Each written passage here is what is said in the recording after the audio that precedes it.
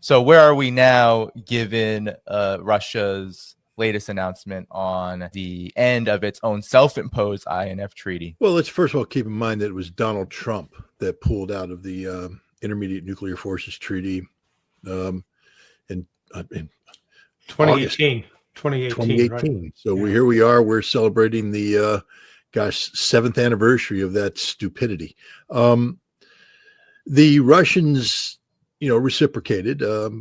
But what the Russians said is that we will continue to abide by the INF Treaty in terms of systems so long as the United States doesn't deploy INF-capable systems to Europe. The United States did deploy a INF-capable system.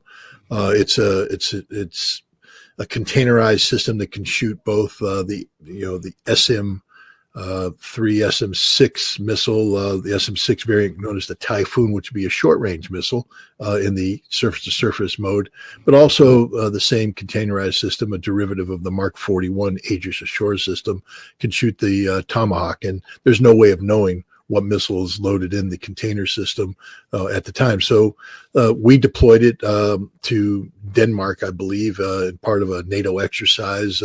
We claimed that it only had the SM-6 loaded up, but it doesn't matter. The Russians went, we will now begin to actively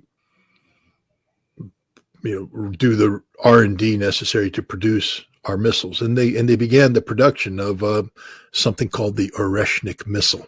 And in November of 2024, Russia actually did an operational test of the Oreshnik, striking the Dnipro factory in Dnipropetrovsk, Ukraine.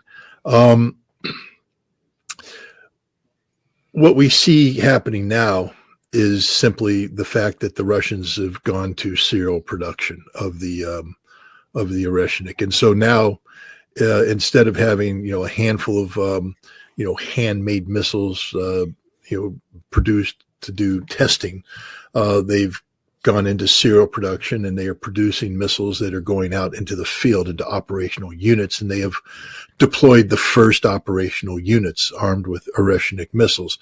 When you deploy a system like the Oreshnik, it's deployed at the regimental level. Meaning that you'll put a regiment. That means they have 3 battalions. Each battalion has 3 launchers.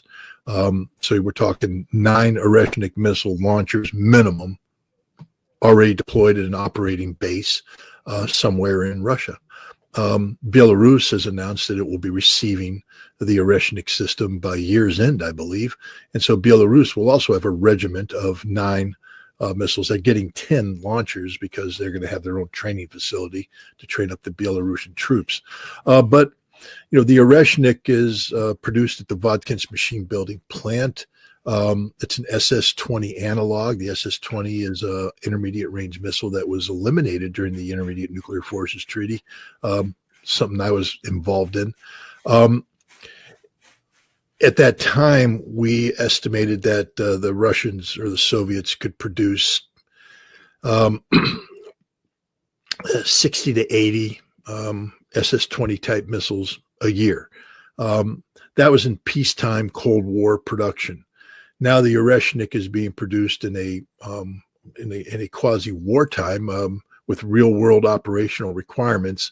So my guess is that the Russians could probably up that production to around 100 or so Oreshniks a year.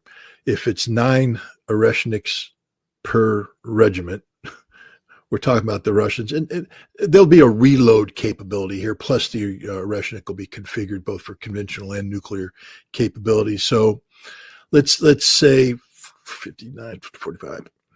We're talking about the Russians being able to field before year's end, probably in the area of 4 to 5 regiments. The United States is seeking to deploy what they call the Dark Eagle, a intermediate range hypersonic missile. It was supposed to be deployed last year, but we don't know how to build it. And so we have yet to operationally field this system. They're talking about maybe sometime in 2026 getting the Dark Eagle up there. But an interesting thing about Medvedev's tweet, it's not just about the Oreshnik. He said that and other systems. The Oreshnik is a derivative of what's called the RS-26 Rubyezh, which was a missile that the Russians had under development, but it ran into problems because of the INF Treaty. The Rubyezh, deployed with a certain warhead configuration, could be flown to ranges below intermediate range threshold set by the treaty. But the problem is, if you put on a different warhead configuration, it could be flown to ranges greater. And once a missile's flown to ranges greater, it becomes an intermediate range missile as defined by the treaty. And the Russians didn't want to be seen as crossing over that threshold, so they put the deployment of the Rubyezh on hold. But the Rubyezh is, again, an SS-20 analog. It's a missile that was developed to fill the gap that was created in Russian strategic capabilities when the SS-20 was eliminated.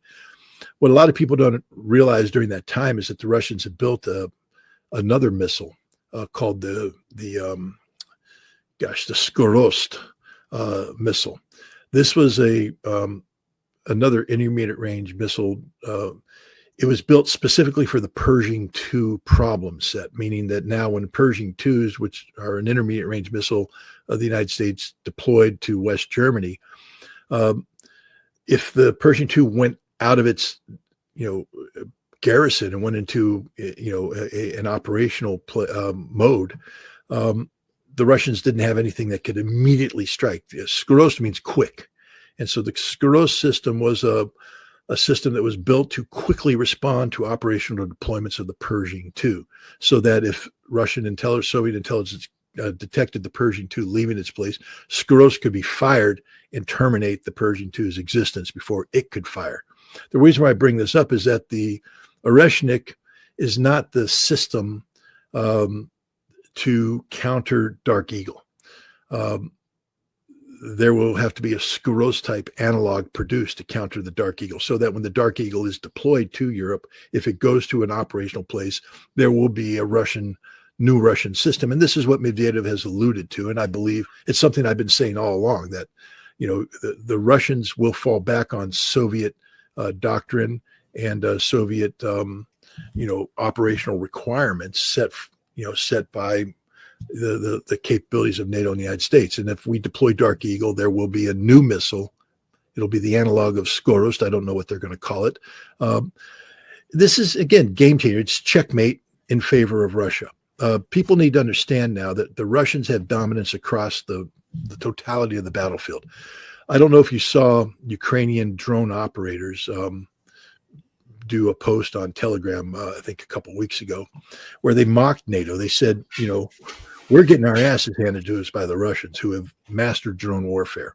They hunt us down and kill us before we can launch our drones now. The Ukrainians were doing pretty well in drone warfare, but now as soon as they deploy, the Russians have done pattern of life analysis of how the Ukrainian drones operate. And the second they go operational, the Russians are killing them, slaughtering them. This is why the Russians are making the progress they are in Pokrovsk and Sumy and elsewhere, where they used to be stopped cold by Ukrainian drones.